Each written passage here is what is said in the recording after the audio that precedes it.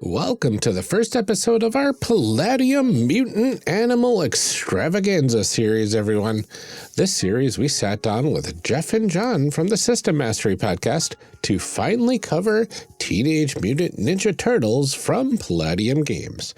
For the fun of it, we also threw in After the Bomb 2nd Edition, so we had a lot more options for our characters. This episode, we learn all about these two games and get ourselves ready to dive into character creation. But before we get to the episode, here's what to expect in our calls to action. Join me after the show for a couple of announcements about Jef and Jon's projects, our normal show closer stuff, and Patreon information and thank yous. With all of that out of the way, enjoy the show, everyone.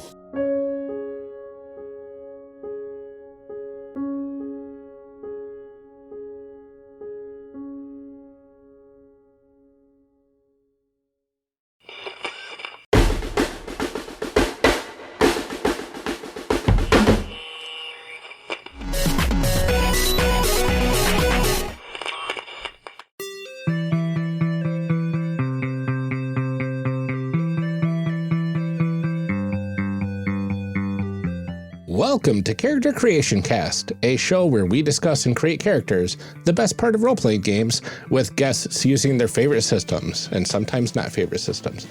I'm one of your hosts, Ryan, and this episode, my co-host Amelia and I are excited to welcome back Jef and Jon from the System Mastery podcast to cover something very special for my birthday month. That's right. Somehow Amelia agreed to let Jef and Jon run us through TMNT for this series. But since that game is super tiny for some reason, we're also going to be covering After the Bomb, both the pinnacle of Palladium mutant animal character creation. I don't know that I agreed to this so much as I feel like I was just sort of worn down to a point where now... This is bullying? Yeah, like now we're doing this. Like everybody's been saying for years, like, oh, we should do After the Bomb. After the Bomb. I feel like you're going to hate After the Bomb. I feel like I'm just pushing an ice cream cart full of Palladium garbage past their podcast studio. Every so often, I accidentally leave the door open and Jef and Jon get in. Yeah. You get out of here. You get on out. Get the broom. We've got system shock. Oh, no. We hate everything about this. Listeners should know that I am currently drinking out of my Ninja Turtles coffee mug wearing a Ninja Turtles t-shirt, though. So... I don't know. I've really been worn down at this point. She's fully in the spirit of the season. Let's do it. Like, if we're going to do it, let's do it. Both of you, welcome back again to Character Creation Cast or Amelia Torture Cast. Can you remind everybody who you are, where they can find you, your pronouns, what you do, all of the information? Of course, I'm Jon, he, him. We are the hosts of the System Mastery podcast, where we are looking through all of the role-playing games we can possibly get our hands on, mostly the bad ones. So mostly the stuff that we bring to you. Yep. One time we covered a good game. We did. Yeah, one time. Yeah. We're about to do it again, I'm sure. Yeah. I've heard it's True great. market quality. I mean, look at that license they managed to lock down. I'm Jef, also he, him, also host of System Mastery. And Jon and I are the authors of a series of books as well. We call it the Dungeonmeister series, where we basically make RPG adjacent lifestyle guide and party supply tools. So things like cocktail decks or trivia books, joke books, recipe books, you name it. We write all kinds of things. We have so much stuff coming out, too, including our new monster manual that I'm really excited to talk to people about when I get the chance. That's the big thing I'm here to push. I saw someone buy your joke book out in the wild at my FLGS. They were like flipping through it and they were like, and then they went and bought it. And I was like, good job. That's the response I want someone to have if they pick up that joke book, is to open it up and go, and then walk away. I just want you to know your dreams have come true. Someone in Milwaukee, Wisconsin did that. Oh, that's our target demographic. We have actually, I should say it's not even Milwaukee. It's Wauwatosa, actually. Like when we were flying back from, I forget which convention we were at, but we were flying back from a convention. We were in Chicago to fly back, and we found a copy of the joke book and the tarot deck in the airport bookstore. Ooh. I just about lost my mind. Yeah, because getting into an airport bookstore is wild because they have no shelf space. They have no shelf space. So, Yeah. Well, but I that still was all don't think those it's a John good Grisham thing. novels. Yeah. Yeah. I can't imagine anyone's in there like, I should buy a tarot deck for this flight. Yeah. Definitely needs to be D&D themed. Why not? The cookbook. We're really happy with the cookbook. That's one of my personal favorites. Somebody bought the joke book at my store, so There you go. I think it may have finally sold enough copies that we're seeing back end on it. I do not know for sure. I'm just glad that after we wrote it, they let us write other stuff. Yeah. They still let you come Absolutely. back. That's amazing. I think it was like a pledge. It was like trying to join a fraternity. Like, fine, you can write for us, but first you have to write a joke book, and it has to be really good. It has to be so good. So good. It's amazing. so good that some guy in Wauwatosa will go. Nice. And you guys are intimately familiar with how to write the kind of jokes you tell 8-year-olds, right? Because you've got 25 days. Go. You can do it. I don't know, but it seems people keep letting you come back no matter what, which is why you're still here. Yeah, it's why we're here. Exactly. Because People keep letting us come back for some reason. people are too slow to reach for the broom, and here that's we are. on them. You got to put some traps down. Mm-hmm. Absolutely. We also hate the smell of next chili time. oil. Oh, there you go. Well, let's go ahead and get into this, and we can start by discussing what these games are all about. What's in a game? So what are the core concepts of TMNT and After the Bomb, and why are we combining them for this month's series? So, okay, TMNT is one of the earlier games in the Simbita Palladium catalog. It's not the first, but I don't even think it's the third. But it came out in 1985, which is really notable because all the Ninja Turtle stuff that you're familiar with, like the things that make up your usual experience of knowing about the Ninja Turtles, started around 1987, 88, when they made that the cartoon, the one that's on the mug, the original 87 cartoon. So this predates when TMNT was aimed at children, because that cartoon was really kind of the first time where they were like, these are great toyetic things. Let's push them towards a preteen and tween era mindset. And so they cleaned up their image. They gave them the much stronger color coding. They took away the swearing. The old Eastman and Laird was all black and white, very serious, very violent. And that's what this is. And that's why you don't see that much about it, because at this point it represents a Ninja Turtles that a couple of old heads still are like, I'm a huge fan of when everything was black and white and Raphael was solid black for some reason. Like I think he got an alien goo on him, like the Venom symbiote.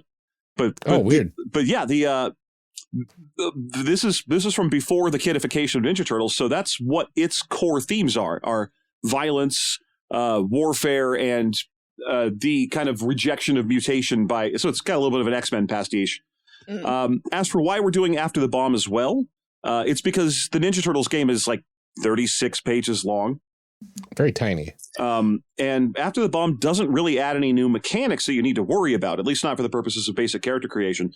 But it does add like a million more things that you can do in character creation. You can make a bunch of new animals. Its storyline is twofold. First, in 1986, it came out as a supplement to Ninja Turtles. Mm-hmm. Yeah, it was originally going to be included in the main book as just an option to play in this setting. But then they wrote way too much about it and just put it in its own book. Now, later... It was still before the kidification of it. Yeah. I don't remember the exact year this happened, and it has since changed again, but there was a point when Palladium lost access to the Ninja Turtle license. Mm-hmm.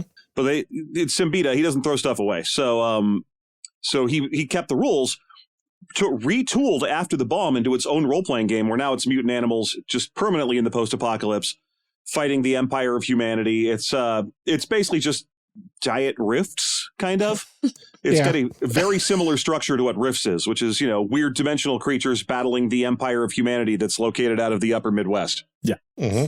So, but it's still an interesting thing that's kind of worth talking about. And for my money, given how similar to Rifts After the Bomb can be thematically, it's more fun to pair it with TMNT and discuss the evolution from one through to the other. Otherwise, After the Bomb, it's not fun to cover by itself, because you're just like, this is kind of like if Rifts had less options. Mm-hmm. Okay, which I'm okay with. Which is not a bad thing, honestly. You're saying that as if it's not like the primary selling point for me, which is less Rifts. Whereas really after the bomb is there so we can have TMNT with more options. Got it. Yeah, pretty much. Yes. Right? Yeah. That's awesome. So yeah, it's got kind of a Fallout style, crazy post-apocalypse future where you've got a bunch of weird new kinds of mutation that are worked in there. And it also really depends on which version of After the Bomb you're getting. Yeah. So the super old one, the 80s one, was very much just nukes dropped and mutations happened. That sort of old, radiation makes mutations. The 2000 one is more like, people have been messing with genetics. So now it's less like bombs did drop. We still need to call it After the Bomb. But it's more like, people were messing with genetics for these animals. And so that sort of primed the pump. And it meant you had more weird things you could do with them. And it raises the question of like, well, now in the setting, is there even an actual human that still exists? Like, because of all this genetic mutation and changing and testing that's been done over these years, there probably isn't a pure human that exists on the planet anymore. Yeah, it's even really though you have a interesting. fascist empire of humanity that hates anything that isn't humans. Yeah, right. It's interesting because before the bombs hit, there was all of this experimentation and mutant animals and like sentient mutants were a thing in the world. I mean, it's referenced multiple times in After the Bomb second edition that, this predates, the bombs and this was this sort of thing in society. And now they're just trying to exist in post-apocalyptic world, same as everybody else. Yeah. But different is scary, so... the 85 Ninja Turtles is interesting because it very much is filtered through what 1985 was like in role-playing game design. Because, I mean, again, not only is it before the old Ninja Turtles cartoon that everyone remembers, it's also before, like, second edition D&D. Like, this came out 3 years before second edition came out. So we're still working from a first edition era designer's mindset. And you can really see that in the player power scale, but not just that, but also in how Simbita licensed Ninja Turtles, put them all over the cover, was really excited to have them, and it is, using the rules of the game, almost impossible to play as them. Yeah, I did the math. It is a 0.0007% chance that you can play a Ninja Turtle in the TMNT game if you roll randomly. So 7 times out of 100,000, you will be able to play a Ninja Turtle. A single Which Ninja is Turtle. 100,000 times more than I want to be playing any of these games. But yeah, it's what you're basically getting there is that it's got that classic Simbita, Palladium, and not just that, but also 80s dedication to filling out the entirety of the map. So they're like, you're going to want to play as mutant animals, right? Well, here's every animal we can possibly think of. And an equal chance to play as all of them, even though we really ought to probably focus on the animals that were from the cartoon or the comic strip and so on, so you can kind of recreate the class fantasy. Instead, let's really pack as much as we can into those 36 pages. Yeah, well, you got to leave room rare. to, build more supplements is really, it's like, Yeah. And what I'm gathering is the Palladium is just a supplement machine. Yeah. Like that's what okay. You put out a setting and then you're like, now what else can we shove into this? And the answer is everything. So much. There's so much. So tell me about the setting of this game, like this After the Bomb, because like it seems like there's a lot of lore that you're like. Yeah, you're about to say you would think that, but yeah, I mean, the weird thing is the original 80s one is just this super thin, almost the same size as the TMNT book itself, volume. And then when you get to the 2001 version, it's a much thicker, larger book, but almost all of the text has just been copied from the first one into the second one, and then they just added more animals.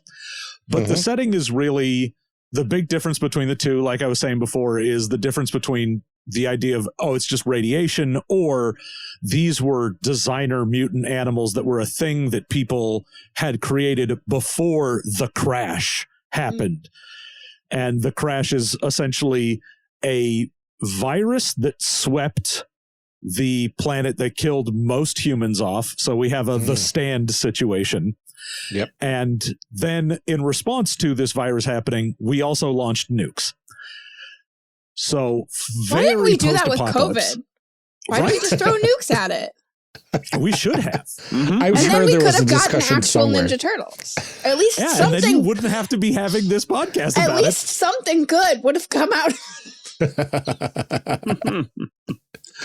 The Ninja Turtle setting is also kind of interesting to talk about, just because again it's based on that kind of older era of the Ninja Turtles, so it's a little more gritty and violent. Most of the things that you would recognize should still be here. Like by 1985 or so, you already did have, like, I don't think you had Krang yet, but Shredder was already in and in play. You had Baxter Stockman. You had the Triceratops aliens. A bunch of the other stuff that you can kind of see in the periphery of Ninja Turtles fandom was already in place. But weirdly, not in this book. Yeah, I mean, it has stats for all the turtles. It gives you the Shredder stats. Yeah. It gives you Baxter Stockman's stats. But it's not about them. No, I mean, it has a chart for like how to make your own Foot Clan, essentially, if you want to make a gang for your ninja or your mutants to fight, because you might not be ninjas. Yeah. It was always a weird thing to me that when you look at the Ninja Turtles books, the ones that were eventually published, most of them came out in that After the Bomb line. So After the Bomb was I think it was the first supplement to Ninja Turtles. And it's an unusual supplement because most of the Ninja Turtle supplement books tend to be a very specific format. There's a little section at the beginning, like in Mutants in Avalon here. There's a section with like 20 or so new mutant animals and a couple more charts to roll on them. So you have like, oh, it's Mutants of the Yucatan. So here's a list of South American animals. Now you can be a capybara. Then you have a couple of NPC groups, because that's one thing Simbita always loved to do, is invent a bunch of, use his own toys to make a bunch of characters and just put them in the book. And be like, here, have these. I made them, even though they're not different from what you could make yourself. That's just a great way to pad out your page space. And then some adventures. But After the Bomb is just adventures and a little bit of story notes in the periphery about what happened. There's no character stuff in there until the 2001 version. So, what I was trying to get at, I'm sorry, I kind of went down a path there, was that there's not that much TMNT product about TMNT. The core book mentions them, and then I think there's Transdimensional TMNT eventually came out, which introduced characters from like their later comic run, where like there's a time traveling wizard and a magic talking cow that are part of their retinue of characters. Classic and Ninja Turtles. So they finally bring them back in. But for the most part, almost every one of these sequels to this line is, instead of being about the Ninja Turtles, about After the Bomb. From right away, Simbita was like, I hate this license. I want out from under it. I want to make my mutant animals versus future Nazis the storyline. Well, yeah, because, After the Bomb setting-wise is very much, let's have a bunch of animal puns for places. So you have, like, New Yak. Yeah. And Philadelphia is Philly, like a horse, Philly. And it's just called Philly, or is it called Philadelphia? Because in My Little it's Pony, called Philly. It's called Philadelphia. So I just want to be clear that we're not that's copyright classy and for infringement. sophisticates. This is dirty and for grouches. Okay, just want to be clear. Having recently read the My Little Pony Friendship is Magic role-playing game. I have the GM screen and everything because I'm a hardcore gamer, actually. So actually, that game is honestly kind of good. Huh. It's an OGL thing, right? No, it's fine. It's Renegade. Renegade, Part of very their good. whole IP, So I'm Power thinking Rangers, of Pony G.I. Finder. Joe. Oh. But yeah, the general idea of After the Bomb is you have kind of the two warring things, the same thing you see in Rift and a lot of the other times. You have the Empire of Humanity, who in this case, instead of being in Chicago, is in New Jersey. And they have another neighboring nation of just mutant dogs who are loyal to humans. And they are anti every other mutant animal, but you have Cardania, which is the enlightened mutant animals who just want to be free and exist, and they are at odds with the Empire of Humanity. So probably most characters will generally be a Cardanian character that is trying to survive in this post-apocalypse. Yeah. And there's a bunch of other stuff around. There's like a Mustang, the wolf barbarians and the cattle of the plains and whatnot that are running around. But yeah, it's very much like Commandy style, like the DC comic, in that everyone kind of organizes up by animal type and hangs around in areas, and each animal group tends to pick like one element of human culture to kind of parody. Yeah, you have like a rat mafia and so on. Makes sense. Rats, mafia, obviously. Pretty great. And then absolutely. Most of the supplements would take you off in fun new directions. Like when I was a kid, the first book in this series I bought when I was a little kid, because my shopping for role-playing games as a child was all like, what do used stores have? Mm-hmm. What can I get for $2 at the used store? And the first one I ever got, and I still have it here, is Roadhogs, which at the time I had no idea what it even was. And I didn't know I had to buy another game to use it. I didn't know it was like a supplement. But it's fun because it takes it basically says, okay, we're in after the bomb world, so the nukes have gone off. There's a war between the Empire of Humanity and Cardania and all that.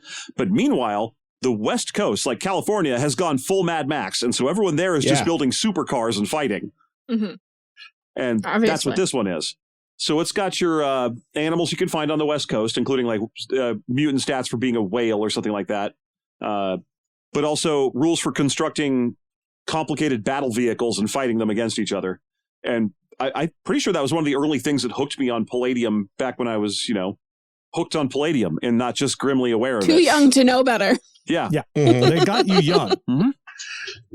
Yeah, I do like the setting of After the Bomb, especially compared to Rifts, because it is more focused on that post-apocalyptic instead of like interdimensional weirdness and everything. But like you've got the traditional, like I would say the main setting is very close to Fallout with mutant animals. Mm-hmm. And then Roadhogs, Mad Max with mutant animals. And then you've got the one in space that's just mutants in orbit. Space with mutant animals. So it's that's a wild one. It's really interesting. You've got all these different apocalypses that you can play through with this system. Yeah, I kind of wish they just kept doing that and just had every one of the supplements directly, unabashedly reference an old sci-fi movie. Yeah, absolutely. But with like, this is the supplement for a boy and his dog, or this is the part of the world where Zardoz is happening. Yeah, this is Totoro with mutant animals. There you go. Hey, that's fine. Yeah, I play it. Well, maybe no, it's still Palladium. Never mind. Yep. Knowing this is Palladium, what sort of tools do we need to play this game? Generally, Palladium works with the regular gamut of polyhedral dice. For them, I think you're not going to see that much of outside of D6s, D20s, and D10s in this game, although some of the melee weapons may use the D8 and D12. So it's probably in the best bet to just have a regular set of polyhedrals. You'll probably note that it has one of the ugliest character sheets to ever be official. It's so bad. It's not great. I mean, it's not... There's different varieties of bad character sheet. This one is just 1985 bad, as opposed to, like inscrutably weird, like an Eoris Essence character sheet or something. Oh, no. I mean, it's the kind of character sheet you're like, I can make this in a word processor and here you go. Yeah, but, try doing that in 1985 when you're so yourself. Many blank lines. Yeah. So many. Well, that's because of the skill system in Palladium, which is... Yes, I recall. Poison to podcasting. Yeah. Mm-hmm. I recall we cut out a lot of that the first time we did this. I'm sure. Believe me, with what we do, I've had to make a Palladium character for every system at least once by now. And that skill part, I'm at the point where I'm like, I'm not going to work out the numbers. I'm just going to say what my bonus was and go from there because no one's going to care. I can't imagine there's any one man or woman on Earth who's hearing me say like, and my character's calligraphy skill is 33%. But how much plus per level? That's the part that gets me about these, is that the plus per level, and then it's different depending on where you get the skill from. Like, and it's like so arbitrary. Like it doesn't make any. There's no explanation for why one of them gives you 4% per level and another one gives you 6. They just don't worry about it. Yeah. I mean, I can imagine that, like, if you're the kind of person that loves min-maxing, Ryan, that like this is, But I guess. I mean, it doesn't. I don't think it has quite enough levers. Well, the weird thing is you indexing. can't in Palladium really specialize in something. So if you're like, I really want to be good at like radio basic.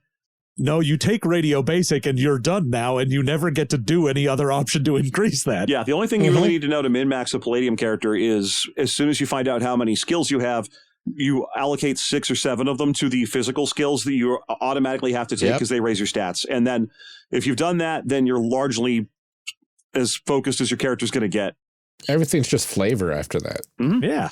I mean, this one will take you in a bit of a new direction because of all the bio-y spending mechanics. Now, granted, we've had those open to us in episodes we've made with you before. Heroes Unlimited has the untouched, imported from TMNT mutant animal rules in it. Yeah. But we just didn't roll it. We didn't get there. We got close. I got a mutant for my character, but we did not use the bio-y stuff. Yeah. So I'm excited to see. I can't wait. I know. It's a trip. This is the most begrudging episode ever. We know about good games too. We won't bring them to you, but we didn't know about them. Keeping them all for yourselves. Lancer had too much math for me. It was too much math. Okay. So let's talk about... I get the feeling that Palladium games are for people who love math. But ideally, what stories can you tell if you were the kind of person that wanted to use a game like this to tell a story for some ungodly reason? I mean, a lot of especially again after the bomb, because, the stories you're really telling with TMNT are, you are TMNT, but you are not the turtles. Like, the book itself has a group that's just, what if they were all eagles? And goes with that. But with After the Bomb, you at least get into some of the themes of like, what does it mean to be human? What does it mean to like exist in a world where like people hate you just for the way that you are and that you had no choice? And like, there's a good amount of theming and interesting story and struggle in After the Bomb that TMNT obviously doesn't particularly care about, but any post-apocalypse, you have so much to work with, even if you ignore all the setting. Just dealing with a post-apocalypse is great for a story. I will say that, well, that's definitely true. That tends to be the theme of like post-apocalypse stories, good ones in general. If you're adding that kind of thing to this game, you're pretty much doing it yourself. The rules are entirely concerned with combat and survival mechanics. There's nothing in there for like, there's no die you're ever going to roll to struggle with the ennui of your situation. Yeah, but more no one needs dice. To roll for ennui. No one currently gets to roll for ennui, and yet I am here to solve this problem. If you'll see my big random ennui table, you can roll percentile on it.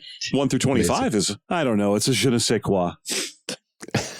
But Look, I wouldn't be surprised if that was in the back of this book, okay? No, believe me. Yeah, Mutants of France is it's the big table in there. You definitely don't want to know what's in the front or back of old TMNT books. Oh boy. The way back is often a weird comic that was usually drawn by, I think, Eastman and Laird themselves. Yeah. But they're always a little strange in that some of them will reference that all of the Ninja Turtles except for Michelangelo are dead now. And that they all fight, that they're training their successors, and they're all murderers. Like there's a lot of them just killing people in the backs of these books. But I mean, that's what you're going to do as a player, right? Yeah. But yeah, I mean, it's weird how you can definitely use the TMNT and other Strangeness to tell stories about like mutant revolution and uprising and surviving. Basically the same stories you could use X-Men to tell. But not so much the actual story of the Ninja Turtles battling the Foot Clan on the streets of New York. That would be, you'd have to cheat to do that. And that's weird, but you could. And it wouldn't be very good if you did. Because like here's where I'm discussing this kind of distinction between expectation and reality on this one. I would think that if I bought a TMNT book, I'd be like, I should not only be able to make the Ninja Turtles and play as them, but they should be recognizably different when I'm done. That Donatello is a different character than Michelangelo, and the way that they're different makes sense and functions. And in this game, if you ended up making 4 characters who were turtles and ninjas, they would be identical. Well, here's the Aside from thing. skills. You do roll separately for your stats in that, and That's TMNT does have a specific thing for you are better if you make a mutant animal group. So if you are all the same mutant animals and you join together as like a Teenage Mutant Ninja Turtles thing, then because you are sacrificing the breadth of what you can be, they're like, oh, you're going to get a bonus to some skills. You're also going to get a bonus to if any one of them gets a 16, 17, or 18 on their 3d6 roll and gets an extra die, everyone gets an extra die to that stat because it means you as a related animal are all better at that because someone's good at it. That's pretty neat. Yeah. Yeah, so it's got here's where we want to kind of allow you to play as the Ninja Turtle fantasy.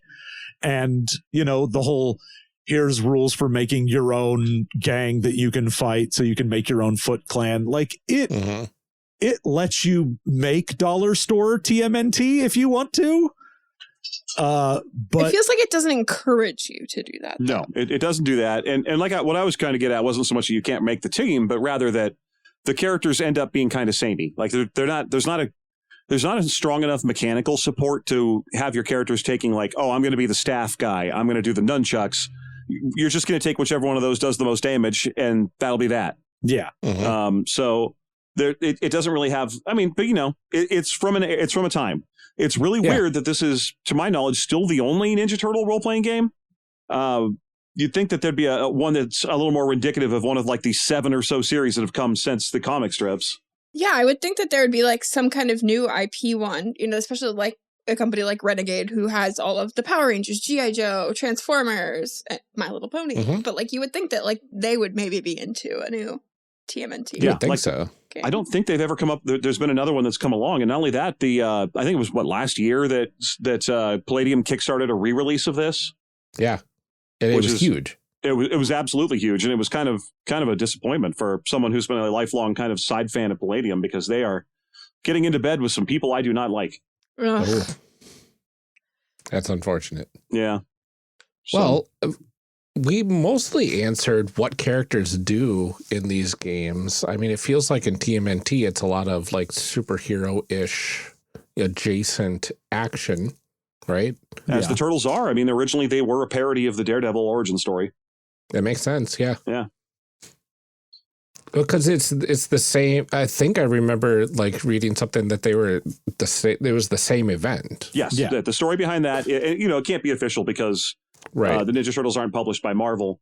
But the storyline was that the toxic waste that came flying off the truck and bonked into young Daredevil, giving him the making him blind, then fell into the sewer onto those turtles and made them the Ninja Turtles. Yeah, the old comic had the classic ooze canister just bonked the guy who saved a blind person from getting hit by a truck on the face, crashed into a bowl full of turtles that knocked the ooze and the turtles into the sewer.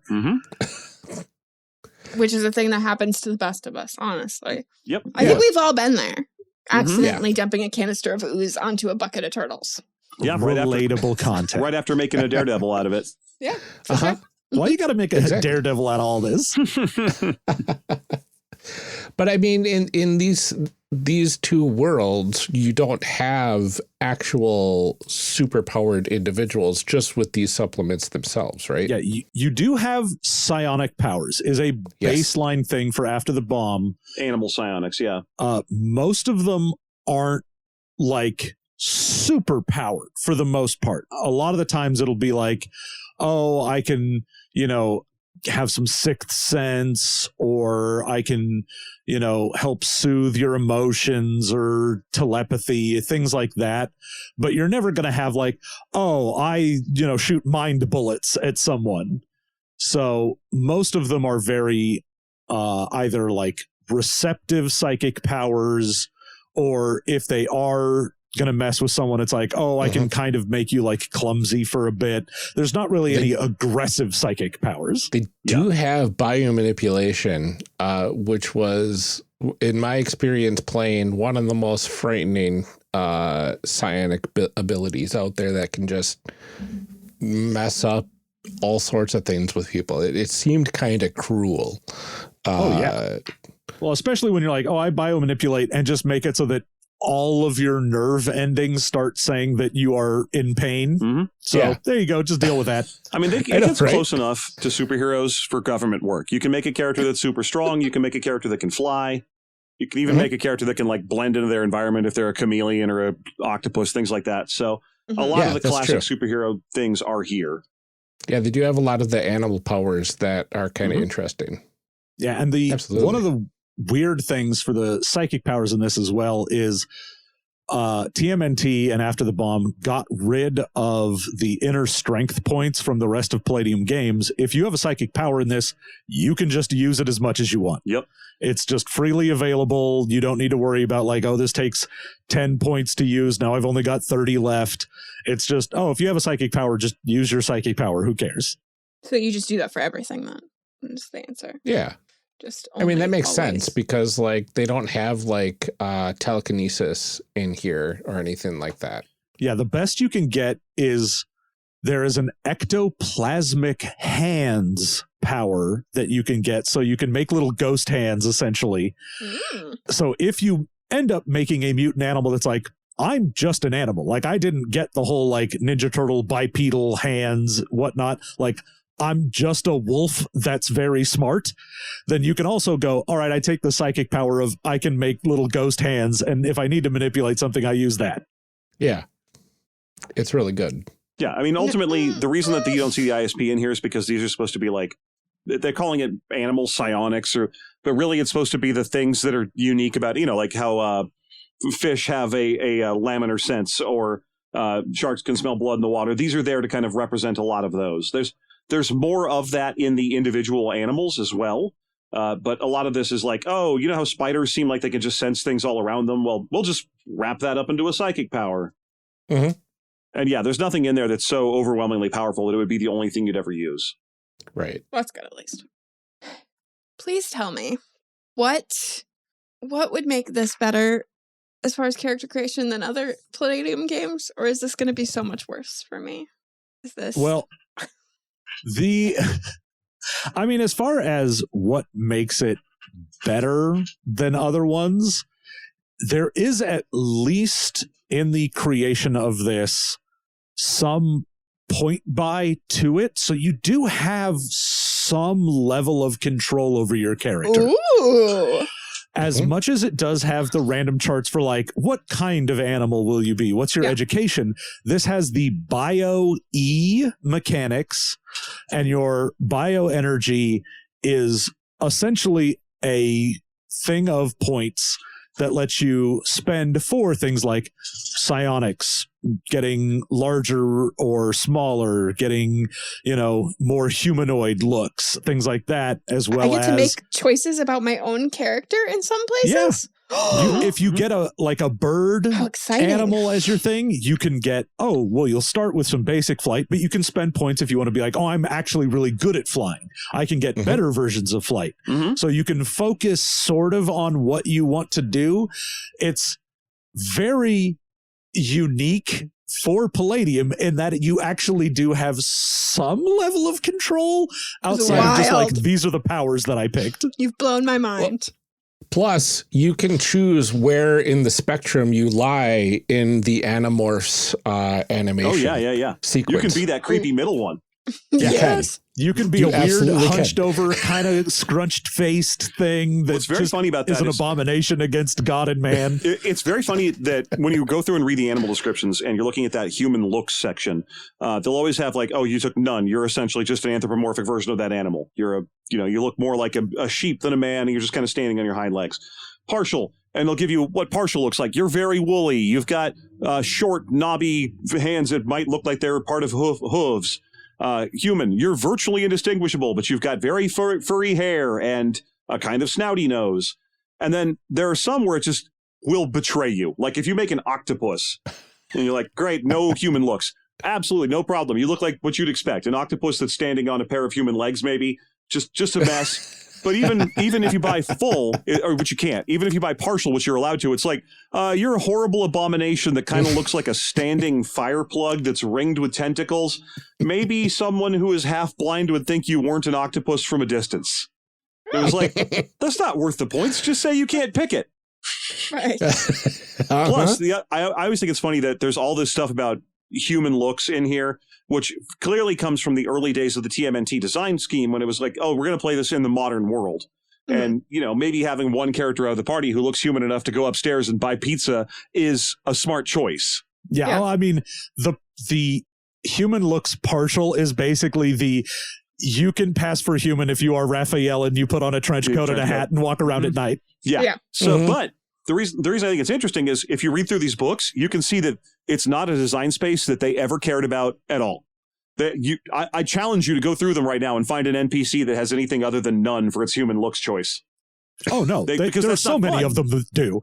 Because there are so many that are like, yeah, this looks more human than you would look because we want them to be sexy. Yeah, there's a few of them for either sex appeal purposes or because they're super secret bad guys where they're like, oh, he's actually a mutant wolf, but he looks exactly like a human. But for the most part, almost every NPC you meet is just none because it's more fun to just draw anthropomorphic rabbits. Yes. Yeah. Well, everybody needs to put themselves somewhere on a spectrum between like sexy and evil. That's really important. Which, God, I do want to bring up, because we had before, the After the Bomb 2000s one has a specific rabbit that looks like a sexy adult is an entire option. Yeah. And it is just a rabbit that was genetically engineered to be a sex toy for humans. And, ooh, that's rough. That's a rough place to be. Somebody had been thinking a lot about Playboy bunnies at that point. Yes. Yeah, that's pretty much, because most of the... the book is just puns by weight, and you're just puns. like, all right, well, we decided to do a joke about that. But then you're like, you genetically engineered a sentient being to be there for human pleasure. This is bad. You're bad. Don't do this. It's not just puns, but it's like really of the time. You. Get out. Yeah. They're like very of their time puns. Like all of the more advanced mutant animals you can play as from that book are things like, oh, you're that goat that's milk has spider silk in it, so you're a spider goat, because that was a real thing that happened right around then. Spider goat. Or you can be sheep have more cloning history than other animals because Dolly was the first ever cloned animal. So there's a little thing about that because that was only like 6 or 7 years old at that point. Yeah. So look, no guy in Wauwatosa is going to laugh at those puns.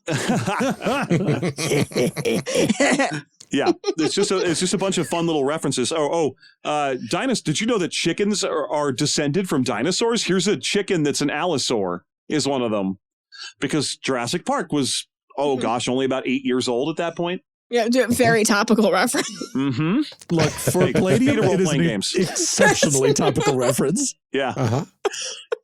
Oh no. But you get to make cool mutant animals. Yeah, you do. Of all sorts of types, and you get to make them kind of look how you want. I have see a chicken one more smoking question, a cigarette in one of these pictures. Ryan. Go ahead. In any of these cases, do you have to end up making 6 characters when everybody told you not to pick that option? No, you can't. Because it would take too long. Yeah, you can't do that. Thankfully, no changeling animals. No. Yeah. Oh no. If anything, definitely the most complicated thing. Well, wait. I think there's at least one animal that has some kind of limited shape shifting. But no, I'm sorry. The closest you can get is a chameleon mouse, and it's just you're a mouse that can like have stealth bonuses. Essentially, that was what I was thinking of. Thank you. Oh, a sneaky little mouse. Yeah, you can be a sneaky mouse. A sneaky little mouse. So no, there's no way to really stretch it.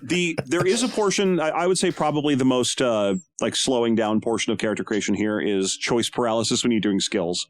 Because you're going to roll a package for what your education level was, and it'll tell you like, oh, you're going to get these skills at this value, a choice from these skills at this value, 10 of these kind of skills, 12 of these kind of skills. And don't forget that those kind of skills you can't use for those physicals, and these kind of skills you can. That part takes a lot of time and math, and everything else breezes right by. Okay. Yeah. One of the and that might sound familiar as long as you didn't black out during that portion. If only that was one of the memories I've lost due to my retrograde amnesia. Right. Unfortunately, that seems to be one that stuck around. Yeah, God. Oh. Yeah, one of the things with making a mutant animal as well is all of them have a starting size category. The bio that goes between 1 and 20. And normally it's like whatever the animal size is in comparison to other things. So like a 9 or 10 would be basically a human. And if you're like, oh, I make a mutant mouse, like you start at size 1. And you need to spend bio-E to get bigger if you want to actually be large. And if you're like, oh, I'm an elephant, I start at 20, and you can get bio-E to make yourself smaller. Mm-hmm. But sometimes that makes no sense for the size that they give. So you'll be like, oh, what's a lion? Oh, a lion's like size 14. Okay, cool. What's a chicken? Size 12. That's the biggest chicken that's ever lived. What are you talking about? What? That's not a man. That's a chicken, boo. Is that one of those chickens from the Jersey Giant purebred chicken in After the Bomb is size 12, which is ridiculous. Have you seen those giant chickens though? They are huge. They are very big. They are not bigger than I am though. That's human default ostrich. Is size 7. You're describing like an ostrich. Those things are big and they're mean. 9. They will bite you. Is human default? Okay. Mm-hmm. Yeah, so human default is size 9, so it's a chicken bigger than a human. For me, the thing about the size level that always bothered me was that the first book I ever bought was Roadhogs, and it had blue whale in it, and I was like, okay, well, obviously that's going to be the biggest. Yeah, and it was size level 20, just like an elephant, because that was where the level capped. But then later they put out transdimensional TNT, including stats for dinosaur Ninja Turtles or dinosaur mutants. And then they were like, okay, we're breaking this cap. This T-Rex is size level 24. And I was like, no, you can't do that without fixing the blue whale. It's offending my 14-year-old sensibilities. Well, yeah, then you need to drop the elephant down to like an 18 or something. Yeah. Like 17. It should be at least the size of a chicken. To be fair, it's a blue whale on land. So therefore, it's got to be smaller. Yeah, because it doesn't have the room to grow. It's a mutant. It's like everybody knows blue whales are just like goldfish, and they will get to the size of the container that they're put in. That's true. Yeah, that's why they're so big. Is because they're in the ocean. Yeah, yeah. Probably. There's no issue there at all. Yeah, I don't know what you're upset about. Temporarily very confused because I know that those size levels that they list in the book are the size level of the animal, like just like the generic animal. So if you look into Clydesdale, which is like size level 17 or something, that's not saying the character is. That's saying Clydesdales are this big. No, that's your starting size. Yeah, but also it is the starting size of that animal. Yeah. Yep. Yeah. So honestly, I think it all makes perfect animals. Sense. Yeah, it's fun. All right. I'll be the judge of that. We went over a lot of the history of the game already. As we said, TMNT was released originally in 1985. It was very interesting to know that it was before the cartoons because I did not know that previously. Yeah. I've got a couple of the old original TMNT comics. Like I have issue number like 3 and 4 of the old run, and it is wild to see that because I got that when I was like 20 and then went, wow, this is so different from the Turtles that I know. Yeah. Yeah. It almost feels they're probably not fighting robot henchmen or anything like that to avoid violence against people.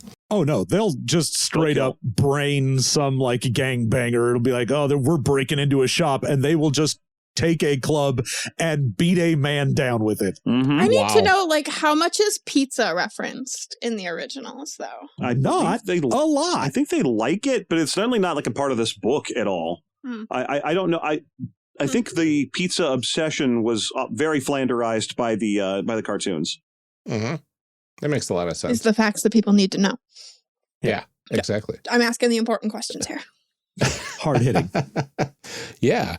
So then After the Bomb first edition was a supplement in 86. And then they had a whole bunch of supplements for both TMNT and Heroes Unlimited and whatnot. Yeah. There's one that's a Riffs crossover. Yeah. Yeah. And then After the Bomb second edition was in 2001. And now just last year, they had the Kickstarter for the new version of TMNT. Re-released version. I don't believe they made any changes. I thought they were adding a lot to it. Were they? From what I okay. understand. I mean, honestly, I kind of stayed out of it when I saw that their primary like media partner was those Legends of Myth guys. Yeah, they're a lot of their YouTube content is why aren't we allowed to yell slurs on this role playing game kind of stuff. So gross. So I'm not. I've kind of like why isn't there a White History Month? Yeah, they're very much that. Yeah, that's kind of their. Yeah, this game is bad because it has pronouns, and Simbita's the kind of guy. It does? What? Well, not this game. I can't be a Ninja Turtle anymore because of woke. Yeah, but Simbita never struck me as the kind of guy who has those kind of personal views. That said, he is extremely mercenary. Will just do whatever will help him move his company along. Yeah. So you know what they say. If you have 10 guys who are willing to hang around with one chud, then you have 11 chuds.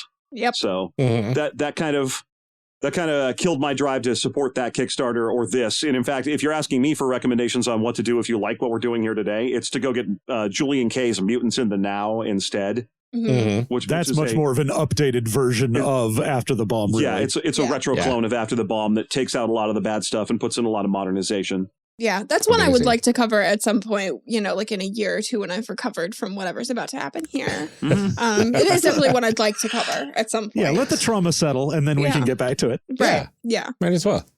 And here we are in the year 2024, ready to cover TMNT for the first time on this podcast. Yeah. I'm so excited. A game that came out before I was born. Let's do it. No, we have one more question before we start, which is about like the terms and concepts we need to know. We've talked a little bit about BioE. What is it? I believe it stands for bioorganic energy or something like that. And it's basically the potential. Think of it as when you're building your character, you have one of those old timey toys where you put some Play-Doh into a mold and squeeze it. The BioE is your Play-Doh, and you get to choose where you'd like to put it in the mold to make your parts. So if you want to have like big razor claws, you take some of your potential goop and put them over there generally at the cost of something else, whether that's size level or how much you look like a human or whether or not you're fully bipedal. So it's basically the point pool you have to move around your genetic rapid mutation evolutions to come up with what your character is going to look like and be. Yeah, generally these are my evil goop points. Yep. Oh, yeah. Generally, the smaller you are physically, the more points you will have to spend. So, like, a moose that's size level 17 does not have any BioE to spend baseline. You would have to either take some disadvantages because they have things that are like, oh, you have these old genetic disadvantages, like you're a prey animal, so you might react to someone attacking you with like running away, stuff like that. Or you can just shrink yourself, so you use less of your Play-Doh on how big you are and put some Play-Doh other places. And most of the animals will start with a pool that's just sort of free-floating potential, but really, really big animals, because there is roughly a level of BioE that's a parity that's across the individual creatures. So like if a creature that has size level 1 might have like 70 BioE to spend, but a creature that's size level 15 might only have like 30, because that's the difference you can get by spending your BioE down or your size levels down for BioE. There are occasional mistakes, like if you want to truly be a min-maxer and know your way through this game, there are a few animals you can pick that they just messed up and they have 10 more BioE than they normally should or something like that. But it's not a game where doing that is really buying you an advantage that matters. Got it. Just adds a little extra flavor. Yeah. You get a lot of penalties if you are tiny. So even though you're like, oh, you get more energy if you get smaller, you might go like, oh, well, let's go to like size 1 and be a Kira psychic and just go ridiculous. You're like, yeah, but you have so many penalties to your stats at that point that you are definitely paying for it in some way. Yeah. And similarly, like, it's not that much fun to just be like an elephant and I start with 0 BioE. The only thing I can possibly do is spend size levels down. But I don't want to, because I like being size level 20 and having these massive bonuses. Well, that's fine, but you're an elephant. You have no mutant characteristics whatsoever. You're just an elephant. Yeah. Yeah, but they never forget. That's true. Plus, you have the base stats. You do have the base stats. You got your stats. You could so be really hutch. smart. Yeah. Yeah, you'd be very smart, but I believe you don't speak any languages because speech is one of the things you can spend BioE on. You can't use any tools because tool use or hand functionality is one of them. So yeah, you do need to spend down if you're a giant animal, or else you could just or you be can take the disadvantages. Yeah. Yep. Or there's also some disadvantages. Yes. Yeah, there you go. Mm-hmm. Call to action. Yeah, like that. Well, contrary to popular belief, we absolutely adore when Jef and Jon are able to join us on the show. It is always a joy to cover games that exasperate us. But one of these days, we'll get Jef and Jon on again to cover a good game. If you believe that TMNT and or After the Bomb are also good games, well, that's fine because they can be. You can tell some amazing stories with these games, and they do have some fantastic settings that you can play around in, and I thoroughly enjoyed playing around in them when I played 25 years ago. It was quite an experience covering this again, having not really looked into the rules for over a couple of decades, which really makes me kind of transition into dust form over here as I'm speaking. But it is quite a joy. The series is fantastic. We get a lot more exasperation as we get into our character creation coming up in the next few episodes. So definitely stick around for those. But before we let you go for the day, we do have some calls to action. One of the things you'll find out later this series is you'll hear Jef and Jon talk about their latest creation a bit, and both Amelia and myself geeked out quite a bit about it as they did so. But we love the project so much, we would love to direct your attention to the show notes, where you can find a link in the announcement section to their random monster generator project.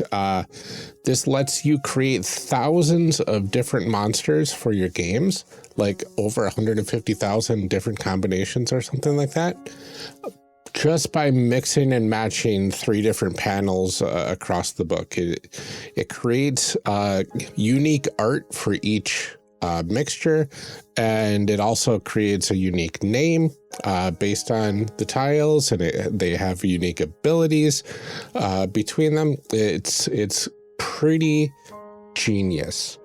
We both absolutely love the presentation and idea of this, so we hope you'll check it out alongside their other latest project, the Drinkmaster's Guide. Both of those will be in the show notes.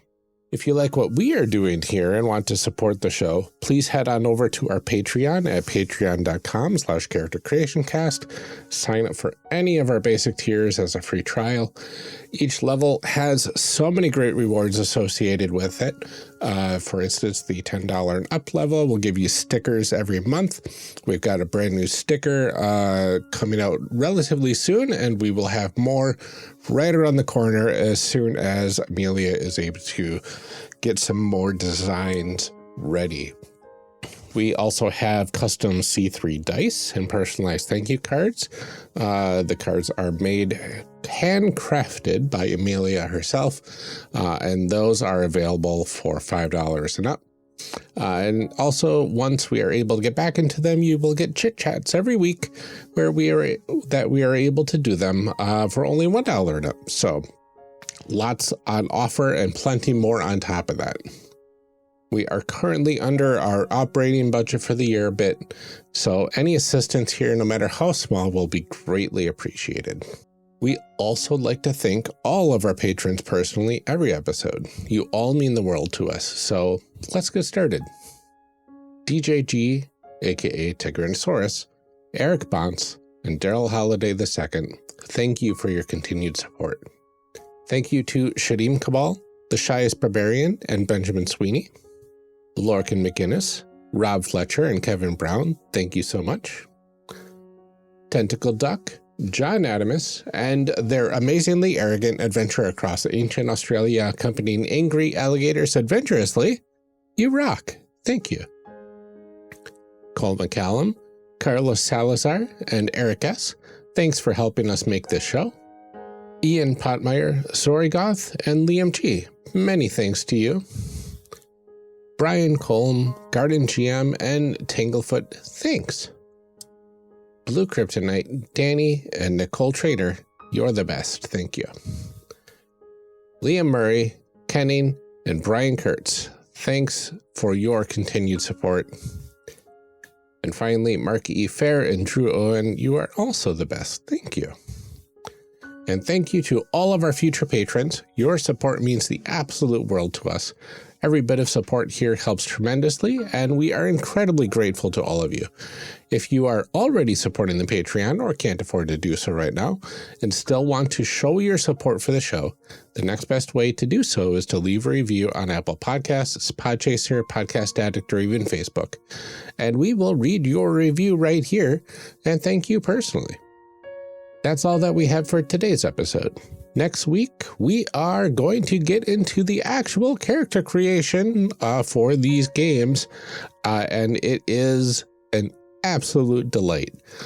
But until then, take care, everyone. Stay safe, drink some water, avoid weird glowing substances in the sewer, and keep making those amazing people. We'll see you next time.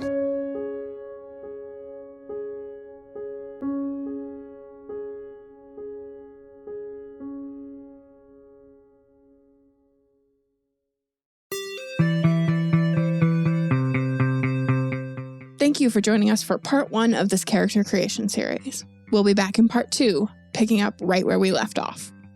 Character Creation Cast is a production of the One Shot Podcast Network and can be found online at www.charactercreationcast.com. Head to the website to get more information on our hosts, this show, and even our press kit. Character Creation Cast can also be found on Twitter and Blue Sky at CreationCast, or on our Discord server at discord.charactercreationcast.com. I'm one of your hosts, Ryan Bolter, and I can be found on Twitter and Blue Sky at Lord Neptune or online at lordneptune.com. Our other host, Amelia Antrim, can be found on Twitter and Blue Sky at Ginger Reckoning. Music for this episode is used with a Creative Commons license or with permission from the podcast they originated from.